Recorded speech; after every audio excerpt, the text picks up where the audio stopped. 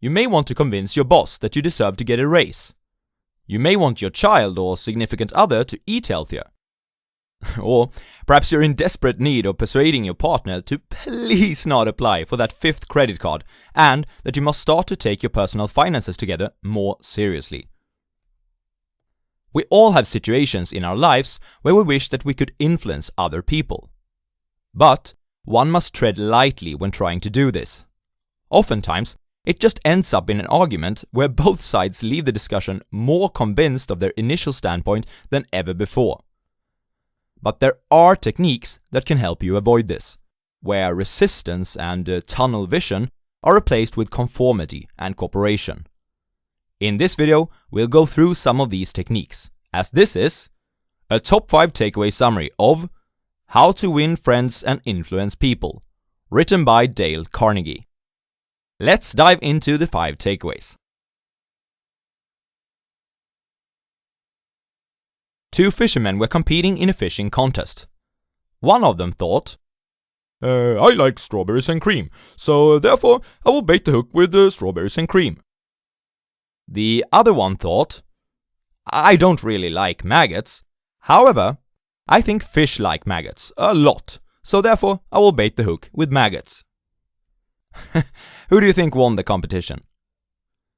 It is necessary to bait the hook to suit the fish. And the same principle applies to people as well. The only way on earth to influence other people is to talk about what they want and show them how to get it. So, takeaway number 1 is arouse in the other person an eager want. If you, for instance, would like to convince your boss that you should get a raise, it is quite useless to state your own reasons for wanting this. Instead, show and tell why it would be in the best interest of your boss for you to have a higher salary. Or let's take the example of convincing your kid that he should eat healthier foods. Again, there's no point in stating your own reasons for wanting him to do so. Instead, show and tell why it would be beneficial from his perspective. And when trying to persuade your spouse that it would be beneficial if you were to save and invest more, the same rule applies. Whatever your motives are, he or she is probably not so interested in them. Instead, ask yourself, how can I make this person want to do it? Start to see things from other people's perspective, and you've come a long way towards being more influential. Now, before we move on to the next takeaway, I encourage you to pause the video and think about a situation in your life where you want to influence. Try to think of a want that you can arouse in the other person that is also aligned with your want. Whether the situation is related to work, a relationship, or perhaps a friendship, that doesn't really matter. Just try to apply it and you will remember the advice more easily. Do that now, please. Did you pause? If you did, please comment with a thinking emoji down below for the YouTube algorithm. Meanwhile, we'll move on to the next takeaway. Tommy T was the school's most notorious bad boy. He caused fights among the boys of the class, teased all the girls, and was fresh to the teachers. Mrs. Hopkins, one of the teachers of the school, was just about to get Tommy in her class for the new year. She was filled with anxiety. However, she took a different approach with Tommy than what teachers had done previously, as their methods didn't really seem to work. During the first day, when greeting the new students of the class, she made little compliments to them. Alicia, I understand that you are great with numbers. When she came to Tommy, she said, Tommy, I understand that you are a natural leader.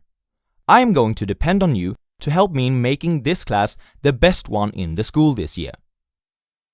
She reinforced this during the following few days by encouraging the boy. Tommy now had a fine reputation to live up to, and he did not disappoint. Takeaway number 2 is, give the other person a fine reputation to live up to. If you want to improve a person in a certain characteristic, act as if he already possesses this characteristic. There's a saying that if you give a dog a bad name, you may as well hang him. But try to give him a good name and see what happens. Let's return to our examples. If you want your spouse to save and invest more, instead of criticizing and complaining about his or her irresponsible behavior around money, try to encourage and find situations in which the person already possesses the qualities you are looking for. Emphasize these. And perhaps you should also give up responsibility in certain areas regarding your personal finances, and show that you entrust the other person with this. Most likely, they will try their best to not let you down. In which one of the following situations do you think that person A is more likely to convince person B to her way of thinking? Situation 1. What? Investing money? That doesn't sound too fun. Nah, I think I'm gonna buy myself that suit we saw the other day. We still have $200 left from this month's salary anyways. Oh, you really are hopeless when it comes to money. It's so obvious that I'm the only one in this household with a degree in economics. I tell you, if we keep spending like this, we will have to work forever. You know what? No. I decide that we will take this money and we will put it in the stock market. Situation 2. What? Investing money? That doesn't sound too fun. Nah, I think I'm gonna buy myself that suit we saw the other day. We still have $200 left from this month's salary anyways. You would look so good in that suit, darling. You think? Thanks, babe. Do you remember when we met that 40-year-old couple during our last trip to Sweden? The ones who had retired already? Yeah, I remember them. Why? You and I said that it would be wonderful to have the same kind of freedom as they had, at such a young age. Yeah, I was actually quite jealous when they talked about how much time they have to spend with their kids. Didn't they say that it all started when they decided to invest $100 every month and put that money in the stock market? The situation in which there's a higher probability to convince person B is, of course, in situation 2. Takeaway number 3 is that the only way to get the best of an argument is to avoid it. This is how an argument often ends. Even if you win it and convince the other person that he is wrong, which may prove to be difficult, pride will make it tough for the other person to back down. Instead, what you want to do is to agree on the points in the other person's argument that you resemble with. Then, after you've left the subject, you move on to talk about your point of view and the pros that are associated with that. There's a bonus takeaway on how to influence people hidden in conversation 2, by the way. Comment down below if you can find it. Also, I will present it in the end of this video. Have you ever thought about why every single infomercial looks like this? A regular towel doesn't work wet. This works wet or dry. This is for the house, the car, the boat. Watch how OxiClean unleashes the power of oxygen, making tough stains disappear like magic without fading or bleeding the colors. Proactive is an easy 3-step system that works for all ages, all skin types. It is because it's not enough to merely state the truth. The truth must also be vivid, interesting, and dramatic. So, takeaway number 4 from Dale Carnegie's How to Win Friends and Influence People is to dramatize your ideas. Returning to our examples again. If you want your kids to eat healthier, don't just tell them that they'll become stronger and they'll be able to beat up the bullies. Show them a few role models to dramatize your ideas. For example, perhaps you can watch Popeye together. Now I've almost made it look like this book is all about influencing people. But it's actually about how to win friends and influence people. So here comes the 5th takeaway from Dale Carnegie. 3 ways to make people like you. Show a genuine interest. People are not interested in you. And they are not interested in me either. They are interested in themselves. Morning, noon, and after dinner. A person's toothache means more to him than a war in a foreign country that kills thousands of people. Remember that the next time you start a conversation. Be a good listener, talk in terms of the other person's interests, and make that person feel important.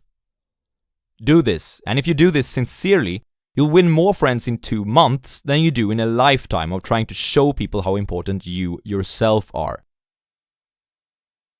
Smile. Why do you think that the dog is the world's #1 Friends winner? It's because they're just so sincerely happy to see us, and they show this not through words, but through actions.